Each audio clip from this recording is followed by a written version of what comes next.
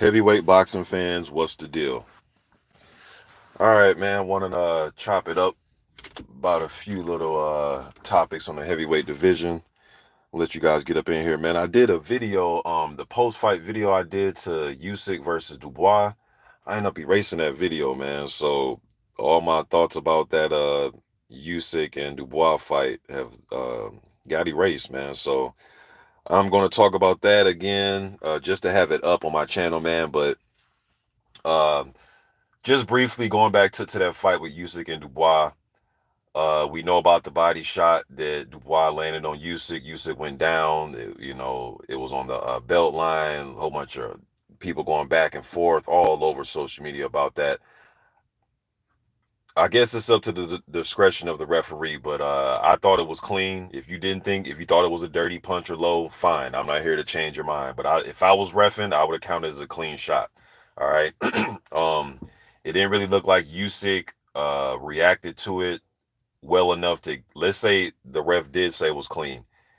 I don't know if he would have made it, man. I don't know if he would have got right up, because before he even acknowledged the ref, that the ref said that it was low, it was about 4 or 5 seconds before he even turned around and looked at the ref. So he would have been really hurting trying to get up and finish that round out had that been counted as a clean shot.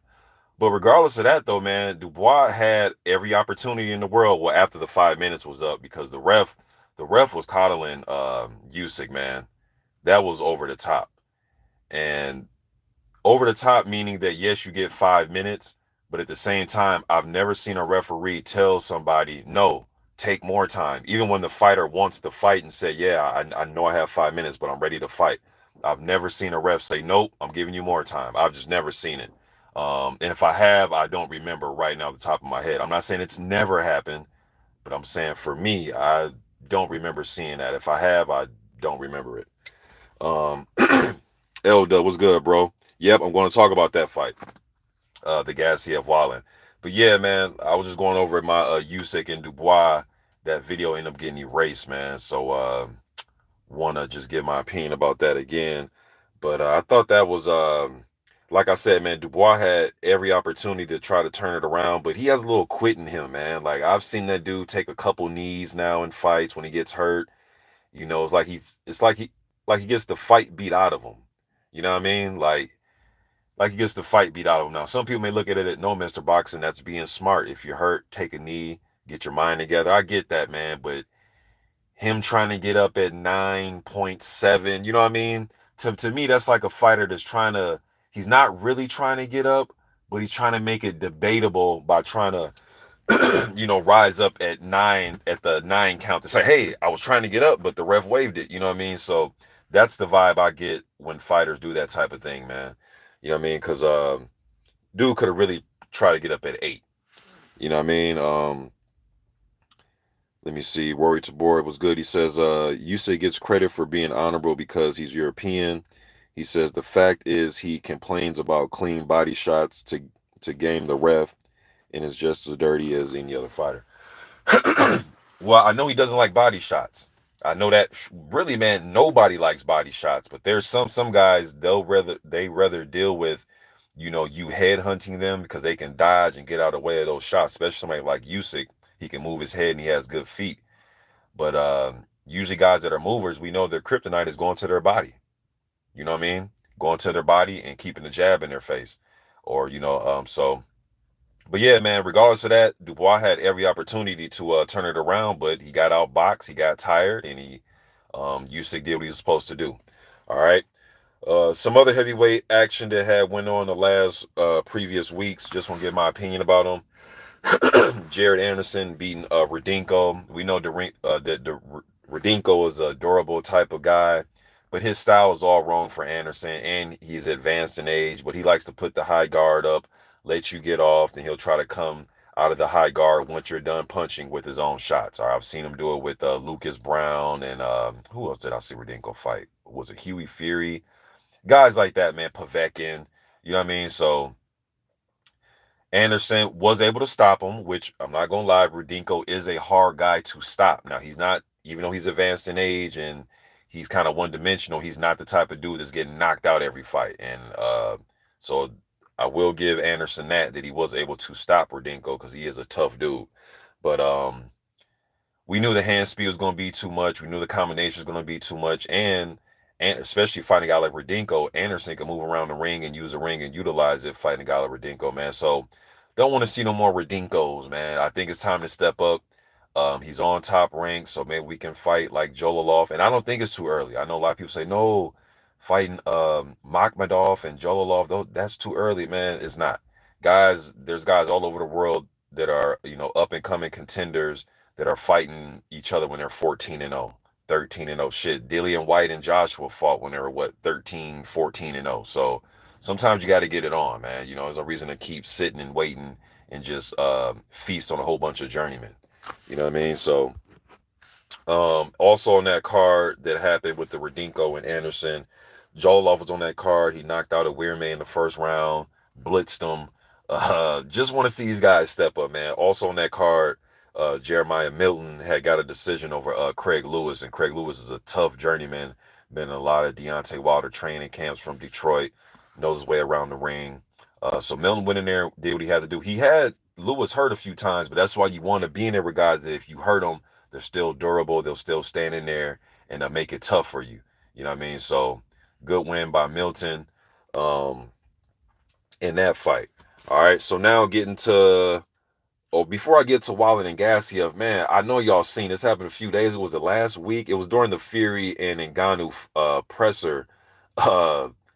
Fabio Wardley and David Adelaide had got into it, and Wardley got the shit in on that one, man. He got elbowed, which caused the cut. And I was thinking, like, man, I hope that cut doesn't, prolong the fight. Hopefully it can heal quick. Then he got cut. Then he got caught. Man, it was like one of David Adelaide's people in his camp caught him with a caught Wardley with a left hook and dropped him. Now, I don't think Wardley was expecting that punch to come. I'm not, but just the fact that you got dropped and you got cut, that's just an ugly look, man. But I do think, the entourage just can't be putting their hands on the fighters, man.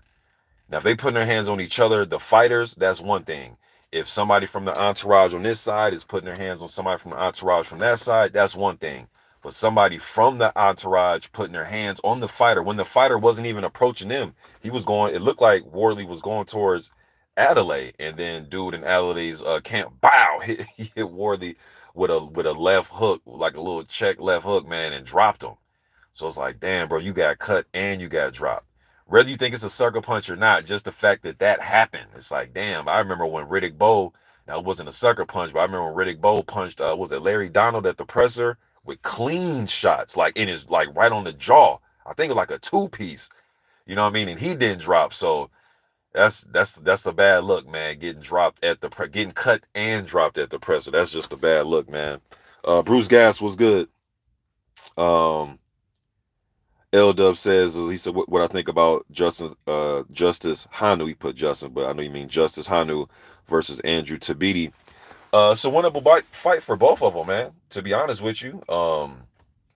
Speaking of people being dropped, they need to take that video of Hanu getting dropped off YouTube, man. If you go and search him up and search up Justice Hanu getting knocked down in sparring, they need to take that off, man.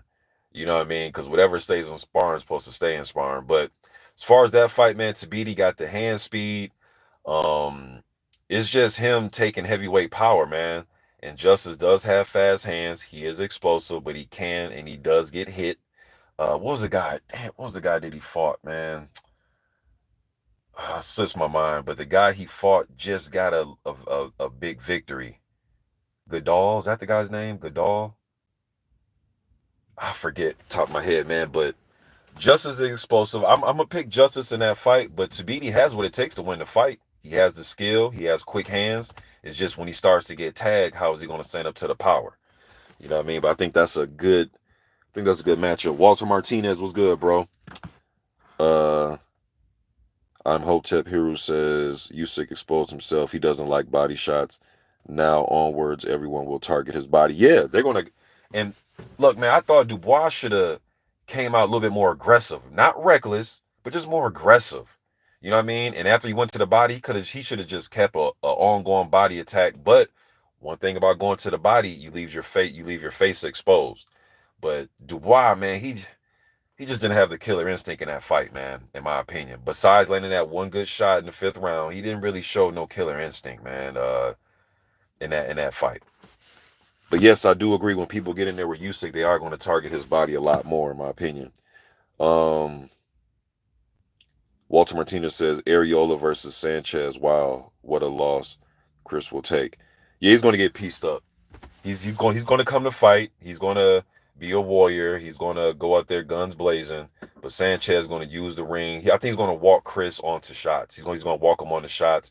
Now, if Sanchez decides to stand and trade, then that's going to give Chris the best chance for him to win. But if Sanchez goes in there and fights how he handles like a jag, that type of thing, he's going to walk Chris in the shots, man. And we know Chris, he isn't the best defensive guy, but he brings a lot of offense. But he's going to come to fight. But I got Sanchez in that fight, man. Um, now to this Wallin and Gassiev fight that's taking place September 30th. Look, man, Wallin really hasn't been able to. He had some momentum behind him, right? When he came here to Vegas and he fought Fury, and that Fury went a lot different than many of us thought. Fury won the fight, but man, you can argue that fight should have been stopped on that cut. You know what I mean? But I know they're trying to get that Wilder uh, Fury 3 going, and that would have been a big bump in the road. But you could have argued that shit could have been stopped. That was a nasty cut. And Wallin has some good moments during that fight. Then even after that fight, he did get the Brazil fight, and he dominated Brazil. Brazil's physicality wasn't really didn't cause any harm to Wallin. He moved, used his left hand when he wanted to, use the jab. He pretty much schooled Brazil. He was piecing Brazil up. But since then, man, he's been in there with like, Kamil Sokolowski, which is a tough journeyman, Rydell Booker, really nothing. Now he did have the fight with Dillian White, and then Dillian White pulled out citing a injury or a shoulder or something like that, arm or shoulder, and then a little bit after that, he was right in line. White was right in line to fight Tyson Fury. So I'm thinking that he just wanted to pull out of that because that's a scary fight, and I actually picked Wallin to beat White in that fight. So that wasn't just a, gimme fight for Dillian White. So he did the right thing for his business, which is pull out and get a shot at Fury. Then he got dominated. All right. And as far as Gassiev, I did see him fight the left hand. Well, we know Gassiev is a former unified champion at Cruiser. I've heard, speaking of Chris Arreola, I've heard Chris say that Gassiev is the hardest puncher that he's ever sparred with, not actually during fight night in the ring, but just sparring. There is a video of Chris Arreola saying that Gassiev is the hardest guy that he's as far as the hardest puncher that he sparred with before. All right, we know Gassiev has a really good right hand, really good left hook. Now the fight that I seen him fight with, he fought Mike Balogun, and Balogun he knocked out Trey Lippe Morrison, and in that fight with Gassiev, man, Balogun was using his jab, moving a little bit. It was kind of like an even fight for those first couple rounds. Each guy wasn't really doing much, especially Gassiev, because he likes to put the high guard up, let you get off, and then come out his high guard with some power shots. And then the first good right hand that he landed, or it seemed that, they landed on Balogun. Balogun went down and didn't want to get up. And then right when the ref got the count of 10, then he jumped right up and gave Gassiev a handshake. So it's like, I don't know what was going on, man. And Balogun was a guy that I thought could probably, cause some upsets bigger than the one against Trey Lippe Morrison, because he has a big left hand, man, and he's just disappointed. But hey, that's not Gassiev's fault. He's not it's not his fault. But Gassiev is a world class. He was world class at cruiserweight. He was world class at cruiser, and he does have heavy hands, man. But this whole I'm gonna put the high guard up and wait for you to come out, and wait for you to get your punches off, and then I'm gonna get mines off. I think Wallin's going to win the wide UD, in my opinion. Wallin's not going to be intimidated of Gassiev's size. He's actually taller than him, but he's not going to be intimidated by none of that, because he's been in there with Dominic Brazil. As far as guys trying to impose their size and will on you, I do think Gassiev was a sharper puncher than Brazil, but he's been in there with Fury, so he's not going to be intimidated at all, and I see Wallin actually winning this fight, man, by a wide UD. I think Gassiev's best shot is to try to punch while Wallin is punching, go to the body, and let his hands go more. But if he does the thing he did against Usyk, and even the few couple rounds against Balogun, pretty much all his fights that I've seen for the most part, for the most part, because he's been in some good entertaining fights, especially earlier during his cruiserweight run when he was winning those titles. But the whole, I'm not a fan of guys like that, man. I just think that you're liable to get outworked when you do stuff like that. Put the high guard up, let you get off, then I'm coming out my high guard and try to find you. What if the guy isn't there? And Wallin does a good job of moving. He isn't, Larry Holmes in his prime on his feet, but he does a good job of moving. So I think he beats Gassiev in this fight going away, man, by I'm gonna say like 8 rounds to 4. Um, that's all I want to get to, really, man. As far as Fury and Ngannou, like I said previously, Fury ends that fight whenever he wants to. Now I will say this: shouts out to Dan the Man Boxing, because I listened to one of his live stream he had, and he didn't say this, but he kind of alluded to it though. It's like, look, man, look, I understand that boxing isn't a bodybuilding contest, but bro, like being out of shape all the time, and that's going to catch up to you, man. And I understand fear, he likes to show off his flabby rolls and all that. But then there is sometimes where even for him, where he's in shape. Like I thought the first Deontay Wilder fight, he was in pretty good shape. I know people say, oh, he just got off the couch. Well, he just got off the couch and lost a lot of weight and had them tune-ups, and then he fought. He was in good shape, in my opinion. The Vladimir Klitschko fight, he was in really good shape. But then he has these lapses, man, where he just looks like fat lard, man. He just does rolls and titties, and eventually that's going to catch up. And he's not getting younger. Now, it may not affect him in this fight, but I just think the more you keep going, man, you just can't be fat for the hell of it, man. So I think he'll shed a few more pounds, but in a fight with Ngannou, a guy that's basically a novice at boxing, I know he's a world-class champion type fighter at the MMA, but Fury, just I think his feints is going to be tearing Ngannou up. I think he's going to feint, and then he's going to come in with jabs and hard right hands. Then he's just going to dominate him, man. Unless Ngannou can and I know he has Mike Tyson in his corner, but I think that's more just to sell the event, or training them rather. And I know that's more to sell the event because Tyson Fury was named after Mike Tyson, and now Mike Tyson's is help training Ngannou, blah blah blah, whatever. Former undisputed champion, but I think that's to just sell the event. But Ngannou's best chance is overhand, just something big, either overhand right, big left hook. Just throw his hands, man. But um, what else we got coming up? Oh, we got Joyce and Zhang. I'll talk about that in another video, man. But let me get to you guys' comments, and I'm gonna end it. I'm gonna wrap it up, man. Renee Box Young, what's good, bro? He says, bro, do you have IG? Yeah, it's just Mr. Boxing Today too on IG, bro. Let me go back up here a little bit.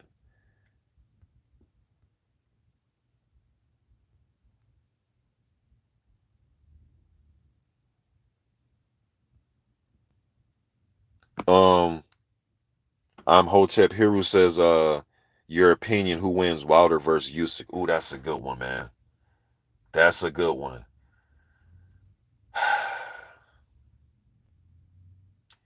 And it's just hard to get around because I've only seen if as far as this era. I'm not talking about comparing Deontay to Holyfield and Tyson and Sonny Liston and Muhammad Ali. I'm talking about just this era of fighters, bro. When he lands that right hand, bad things happen to the opposition. And Usyk isn't like Pernell Whitaker at defense. He gets touched now. He does get touched. Um, damn, bro. I would have to edge Wilder, man, because when he lands the right hand, which he lands it all the time, is unskilled as he is, and Usyk has more fundamentally, he's more fundamental than Wilder by a long shot. It's not even close. And I can see him winning some early rounds, kind of implementing what Spilka did against Wilder. Southpaw stance, a little bit shorter, throwing fast combinations, moving, getting out the way, making Wilder think the same way Luis Ortiz did in that, especially the second fight. And I was at that fight, and I seen Ortiz win rounds and rounds and rounds in a row. From my perspective, he did. And then Wilder lands his right hand, and then it's good nighttime, unless you're Tyson Fury. You know what I mean? So, and I definitely think Usyk is going to get touched. And I think if you want to argue whether it was clean or not, but a body shot, the hell with that. I thought it was a clean body shot. If that can hurt him from Dubois, a right hand from Wilder will definitely hurt him, and he might not get up. All right, but I can definitely see Usyk winning the first 4, 5, 6 rounds, making it tough for Deontay, getting out the way of the right hand. But the thing about Fury though, man, Fury just crashed on Wilder. He didn't do the whole thing he did in the first fight. We tried to stay on the outside, and because why? Because he was getting dinged with the right hand. So what did he do? You know what? I'm gonna step to Wilder and take his right hand away. I don't see Usyk stepping to Wilder and taking his right hand away. I just don't see that. Really, I didn't even see Fury doing it. But at least Fury is 6'9", 280 damn pounds doing it with the same type of boxing skills that, as far as throwing his hands, feints, rolling with punches. The dude's been fighting since he was a kid, man. Fury. Usyk, Wilder's really not a body puncher like that. I did see Usyk get hurt to the body in the amateurs and get put down. Wilder likes to head hunt, but he does have a little nice snappy jab when he throws it. And I see him touching Usyk, man, and dropping him. But that's a good fight, though.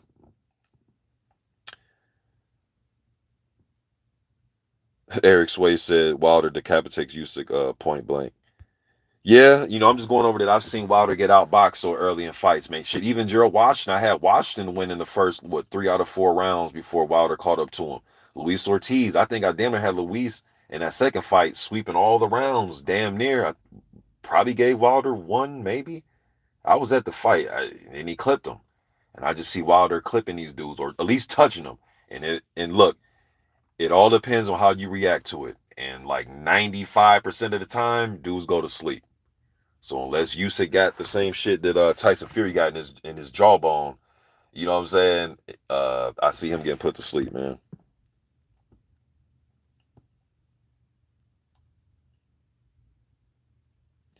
But hey, y'all, I'm gonna jump off here, man. I jumped on real quick just to keep some content on my page, because I don't want to go too long without making a video, man. But that last video I made, the post fight to a Usyk and Dubois, did a live stream. Y'all had a lot of people in that Gaddy race, man. So just getting a video back up, man, just to give my opinion on a few topics.